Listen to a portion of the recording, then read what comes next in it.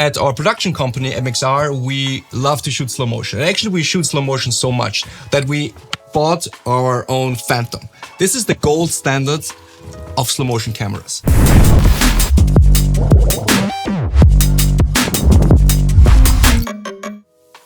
This is the Phantom VEO4K, which is actually like the big Phantom Flex, but just in a smaller body. It shoots up to 1000 frames per second in 4K. And yeah, images look actually gorgeous. The way slow motion cameras work is a little different from regular cinema cameras. So it's not like you push the button and the camera is rolling and then you push the record button again so it stops rolling. It's more like these cameras, actually as soon as you power it up, it's rolling all the time. When you push the button, you record the last 3-4 seconds, what happened in front of the lens, and then you have to choose in and out points, and then you choose what to save to the memory card. When we shoot with this camera, actually, the way we work with it is like we set up the shot and like plan the shot. Like for instance, we shoot a running shoe coming into the frame. We make a little marker where the running shoe has to hit the mark. When the shoe comes into frame, we push the button and then we play back and we choose in and out points and then we save that segment to the memory card. And this takes some time because saving from the internal buffer, internal RAM onto memory card takes some time because it's like every frame is a 4K frame. So yeah, it takes some time. So this is the way you shoot slow motion until Freefly, the guys who did the first gimbal, released this camera about a year ago. This is the Freefly Ember S5K. So this is also a slow motion camera. It's pretty lightweight and small, but the biggest difference to this camera is actually the way it records. This camera can record continuously, like a regular cinema camera. So you push the button to roll, and then you push the button again to cut. You can also shoot up to 1000 frames per second.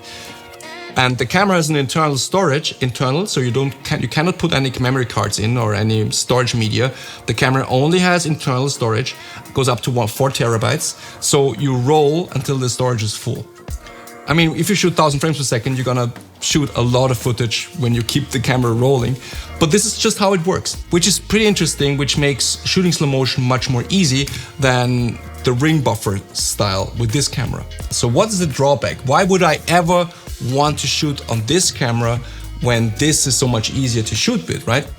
So first and biggest and most important difference is actually the images coming out of this camera are really ugly compared to this camera. The dynamic range is really bad.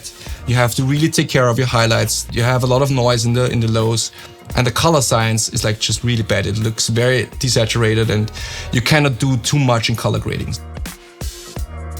Of course, this is a little more expensive and this is heavy and the workflow is really bad. But in the end, you know, if the images don't look nice, why would I go for it? So I was thinking a little more about the use cases of this camera. And I mean, they made it so lightweight, and if you look at the website, they made it possible that you put it on drones and stuff. So I was thinking, oh, actually, this is more like an action cam.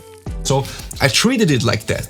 I was testing the camera over a weekend and I went with my son on his bike into the forest, and I tried actually to think in a new way to shoot slow motion compared to this camera. Which means, for instance, I let him go down a hill and I rolled the camera and I ran with him and then just yank the camera around like this. And if you shoot 1000 frames a second, you can yank it as fast as you want. It will be smooth in the end, right? Because it's super slow motion. So eventually you have this kind of documentary style approach to high-speed shooting, which means you can get shots that haven't been possible with this before. Because if I would use this camera and ran next to him and then try, I mean, it's heavy as fuck because I will never run with this as fast as I could with this. But if I ran with this camera, I would have never known when to trigger, right?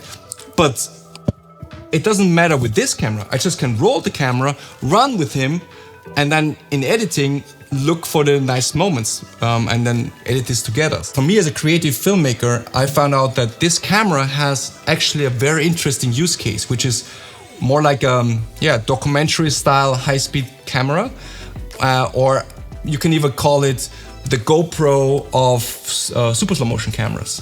And I think this is interesting. So what do you think? Tell us in the comments. Thanks for watching.